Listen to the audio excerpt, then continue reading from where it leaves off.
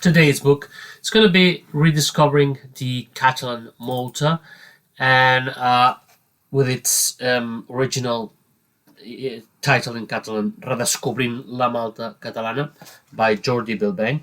Now, Jordi Bilbeny he would say he's not, but it's actually a historian. Okay, and what does he do in this book is basically presents a journey of discovery to the Catalan influence in Malta, erased by time and by the different nation states that had an interest in erasing Catalan history and Catalan origin of many things later in history. As an example, he points out that in regular Maltese history, there's a reference to the French period, although this just lasted a couple of years, scarcely, and there's scarcely any word about the 5+ centuries of Catalan influence, whether it's by Catalans from Catalonia or by those from Naples, Sicily, Balearic Islands, Valencia, etc., or through the Order of Malta, which of Malta, which later on caught up the direct rule by what now is called the Crown of Aragon, but it is an extemporary name, really. Nobody at the time would say that they were living in the Crown of Aragon, really. Okay, so he starts by explaining the journey of discovery that himself and his collaborators found in Malta regarding traces that have been left by the Catalan presence in street names, in the names of birds, because of the brother of the author is a biologist, and he found many of the birds' names in Malta come from Catalan. Also, the surnames of many Maltese people come from Catalan, despite them not knowing it most of the times. About 15% of the current Maltese surnames have a Catalan origin, and the percent, in terms of percentage of people, it's about 30%. So 30% of original Maltese people have a Catalan origin. Nowadays it's changed because there's with liberalism, there's a lot of tourists, a lot of people from Malta that go somewhere else to Malta. But I'm talking about the original stock of the island. Those would be descendants of governors, people from the Order of Malta, traders, a lot of traders. Now, regarding the Order of Malta, there were like 8 main languages, and the one that was from Aragon had 3 Catalan grandmasters, as well as being one of the most important of the languages of the order. You can find the importance by the place of the chapels of the order's chapels of the languages chapels within the cathedral. Okay, so the closer that you are, the most important. Now, the number of people with Catalan origin might be understated, though, as they could be added those that start with in and or im. So, such as people like with surnames like Ingarau would be actually Asgarau, Angarau, Ingarau, Angarau. Or cases as a Maltese Inguanes being a Guanek or Desguanex. Okay, it's a lot of names in Maltese. It's how you would phonetically pronounce in Catalan, and then written in the local Semitic derived Latin script. Okay, this is it's actually the Desgonex people is a very important family in the history of Malta, and traces a history back to Catalonia and through time in its fait d'armes. Another important Maltese surname is the Vella, Vella surname, which comes for sure, according to the author, from the Catalan Abella, which is one of the original Catalan soldiers that became later on the Maltese nobility. Another big one is Greek, which is often thought that it comes from Greece, which makes sense because it's Greek. It means like Greek, but actually it's not. It's coming from Catalonia, and there's a whole explanation of how this origin, the surname started in Catalonia and then came there.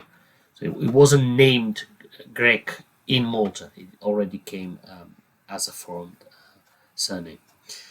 In the second chapter, explores the pitiful state of acknowledgement, of knowledge and consciousness about the Catalan influence in Malta, and how bit by bit more and more interest is being awakened about it. It discusses several authors that have started talking about it, and from which perspective. It then explains the way in which it was ruled, often by a vice consulate, subject to the one in Sicily, and the way in which the Catalan nation, often known as the Crown of Aragon, ruled, which is very similar to how the British Commonwealth. I think that Malta has been very lucky with the rulers, with the foreign rulers that it had, because both the Catalan and the British, give an ample home rule. Probably in the Catalan case would be more what in the British order is called as a crown dependency or something like that. So every kingdom had its own constitutions and rights and governor, etc. There's even a period in which the crown rented the governorship of Sicily, Malta, and Gozo to the Cardona family, because it was indebted and just rented it out, which is a very, very important family, the Cardona family.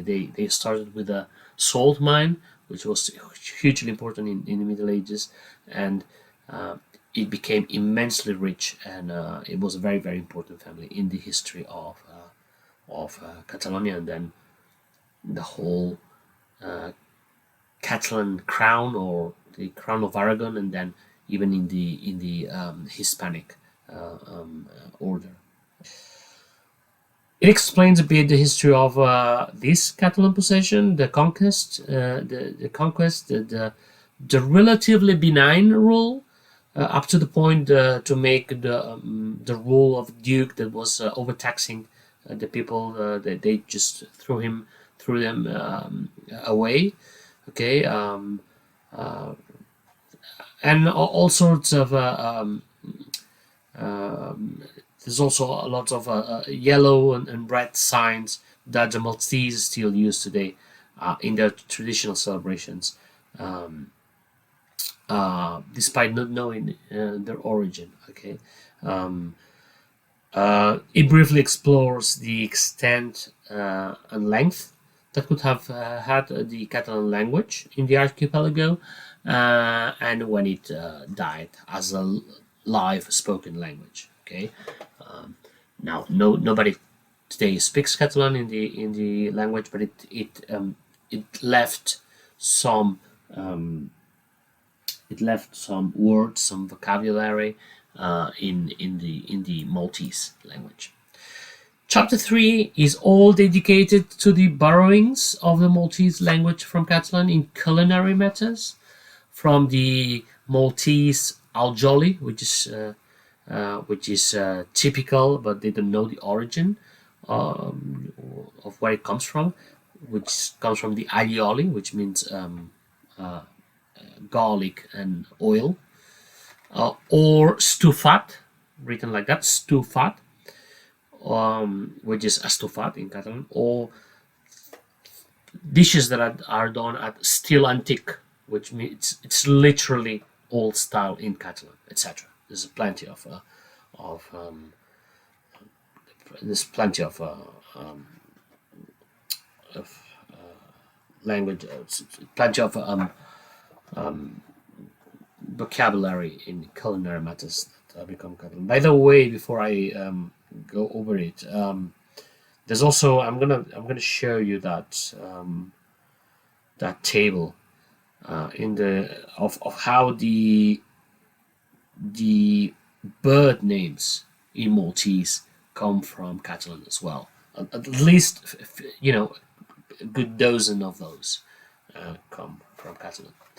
Okay, chapter number 4 is dedicated to dressing styles in traditional Maltese costumes and how they are shaped from all the Catalan domains, whether those would be from Sicily, Naples, or the Catalan areas proper.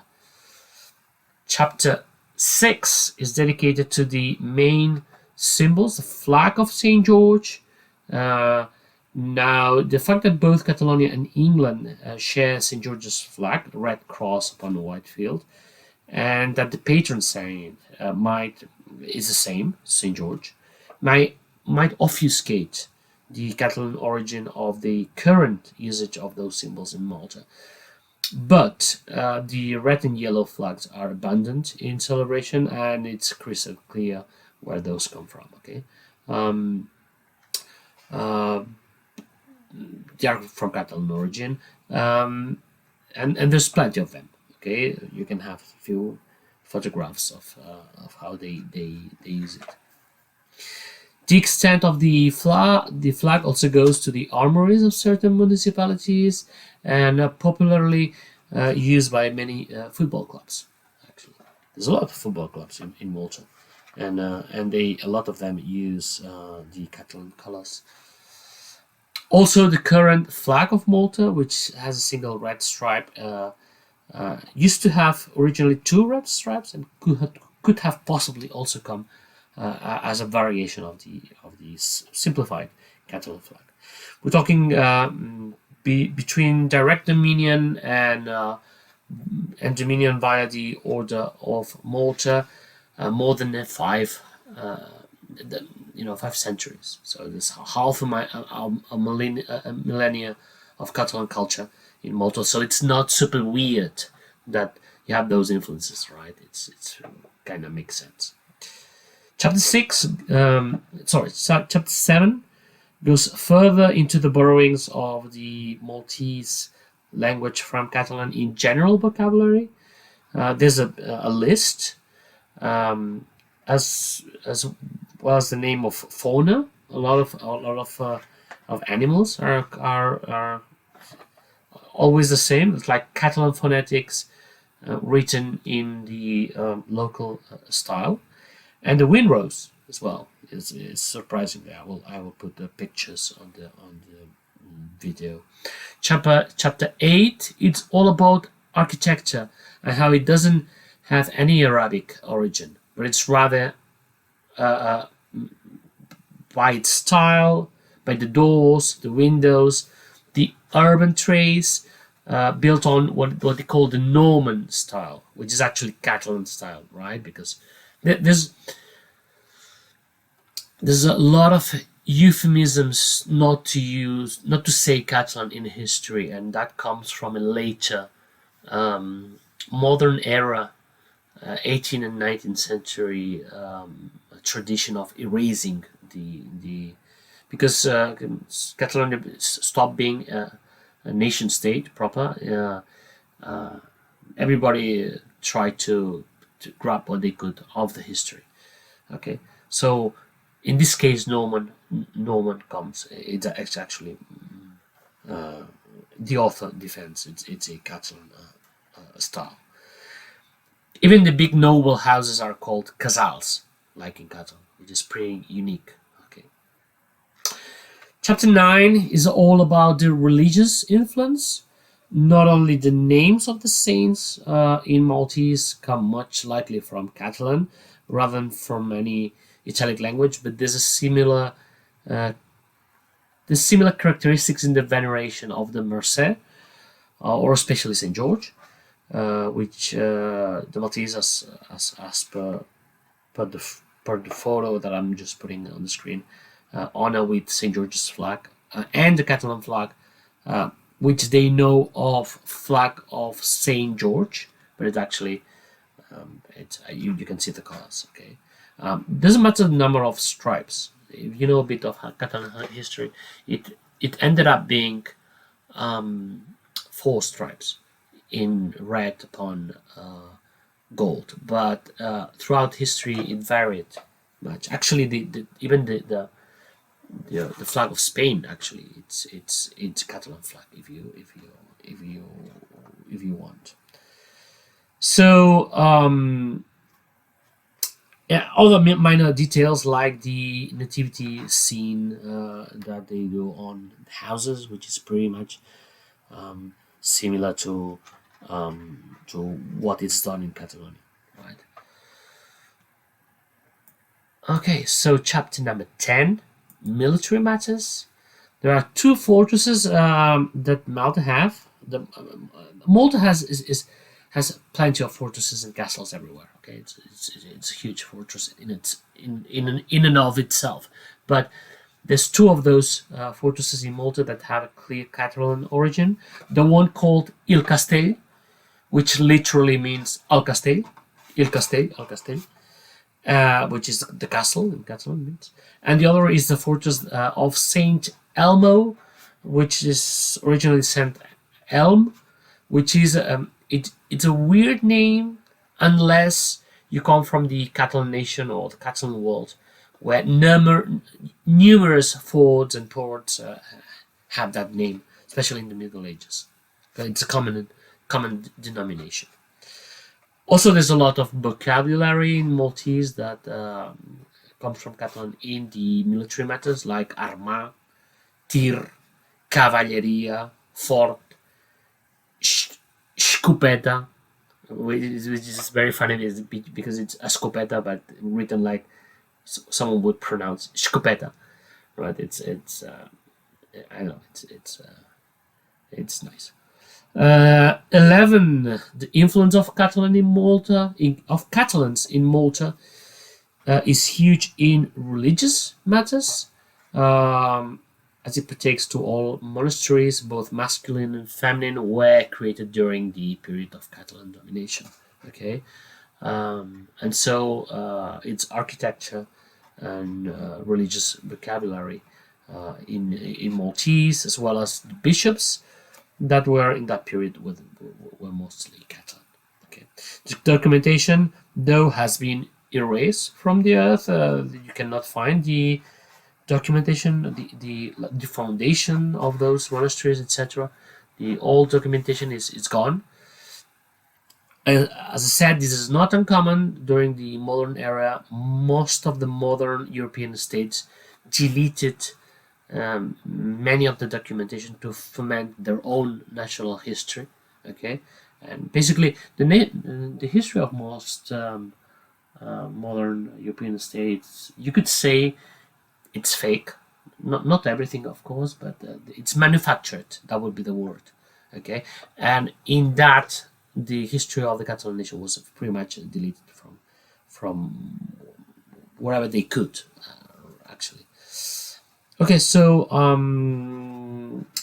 a lot of these is done by either deleting the original documents or by obfuscating the Catalan rule by a typical Spanish historiographic thing is to call Aragonese the Catalan. Okay, even though probably from Aragon proper, not many people were really in Malta, right? Most were Catalan, but they used a trick. They called the crown Aragonese, which is something that was was done by a historian in the 18th century, I think, and then they back name things, okay, as Aragonese or as Spanish. Forget it. During the Catalan Dominion, where most of the people that were appointed there as governors, as well as the traders, were from the Catalan-speaking areas, a lot of Balearic people as well. Okay. Okay, and chapter number 12. Another surprising point of coincidence are the windmills. Actually, that's not surprising. The first windmill that we have record of is in Tarragona, in Catalonia. From there, the technique was exported to Castile, to Flanders, with now the famous Dutch windmills, and especially to the Balearic Islands, where the technique was perfected. Okay, it's most likely that the windmills that are in Malta, which are like a national treasure of Malta, come from the Balearic Islands, either directly or through Sicily. Okay, so the Balearic Islands, Sicily, Malta, and actually most of the builders were from the Balearic Islands. They were built by the Mestradasha in Catalan. You would say Mestradasha, or as you would say in Maltese, the Mastrodasha.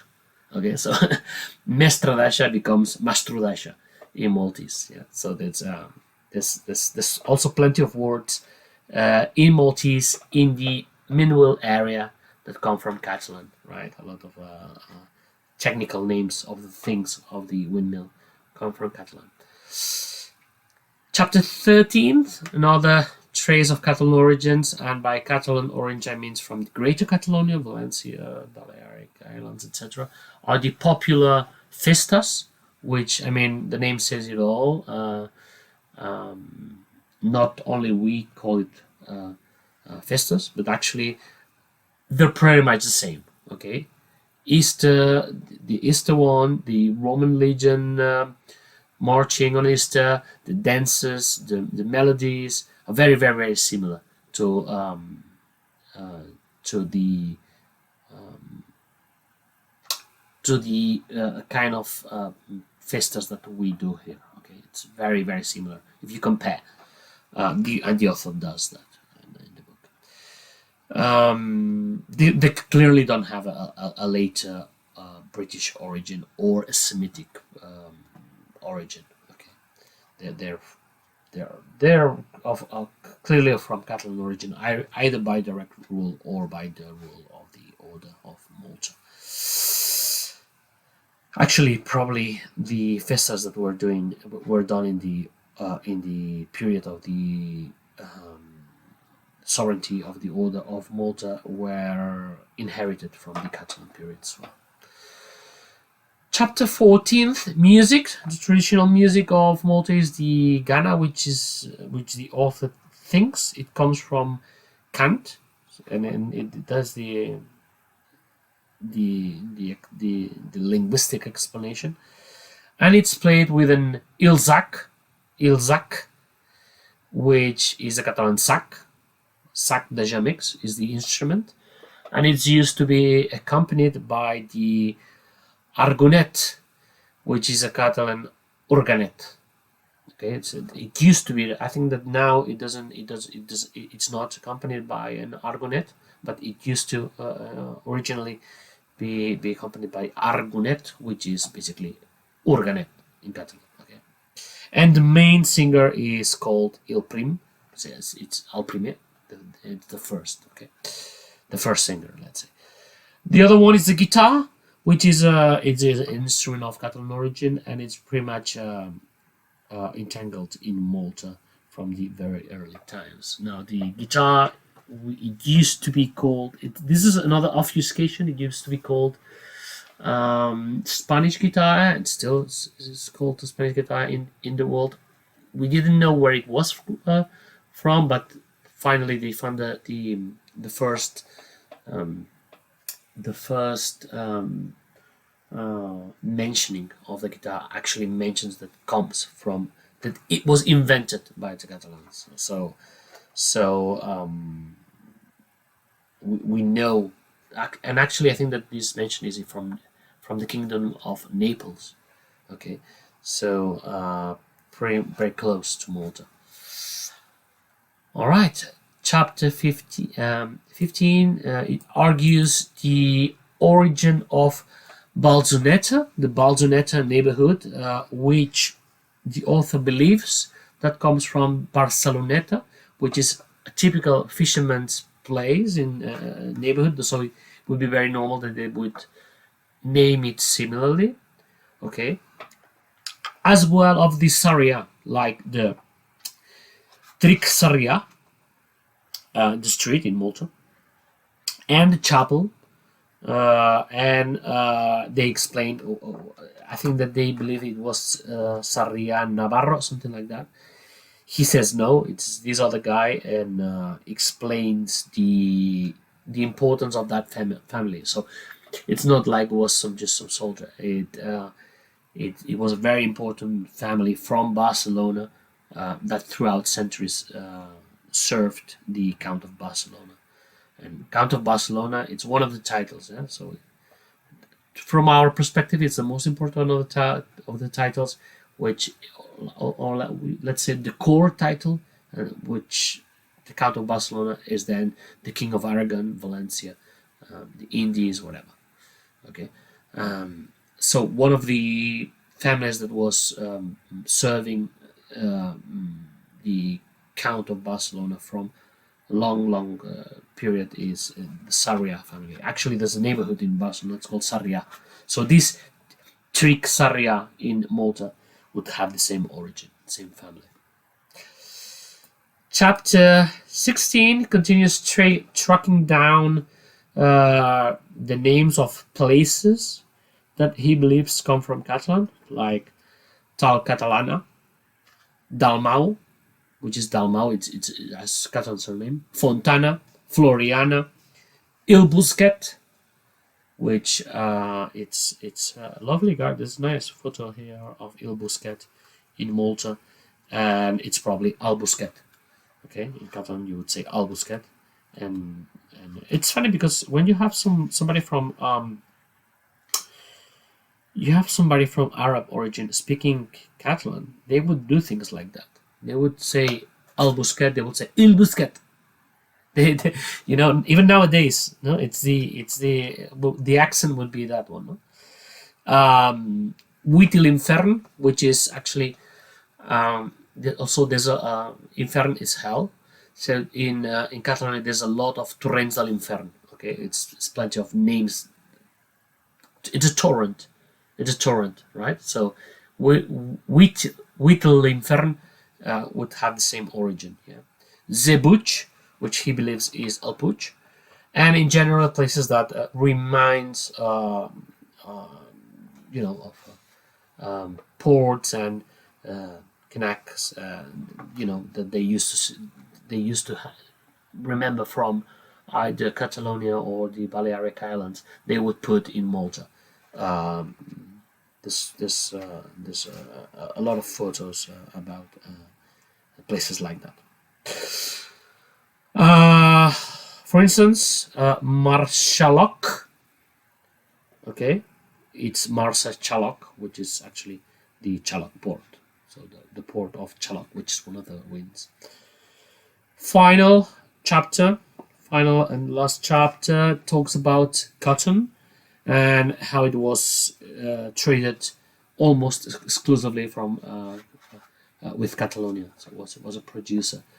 Malta, and it had its own original cotton plant, and then they planted the American variant in Malta, etc., etc. So that's the fascinating book by Jordi Bilbeny. I don't think that there's a lot of things that you may call speculations. or theories, but I don't think that this applies to this book. I think that in this book, it's pretty undeniable what he's saying, and it's funny because it once you read it, understand it, and they explain it to you, it makes all sense in the world that you would have so much Catalan influence in Malta.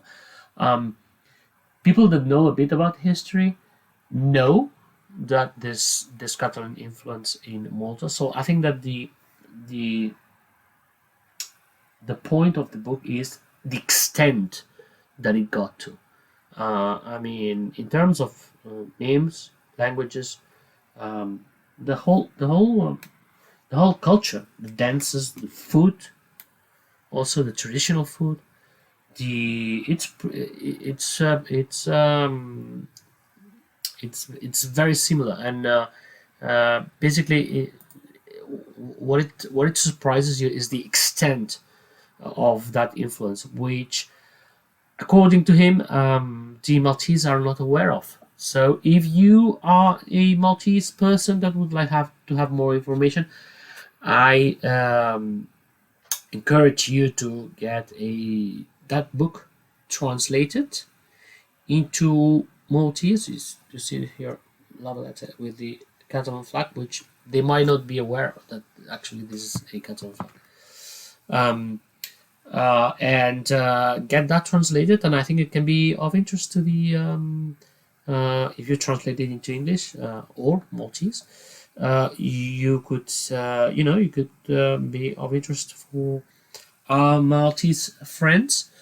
That's the book of today, Redescobrint la Malta Catalana, rediscovering the Catalan Malta, and that's it for me. See you next time.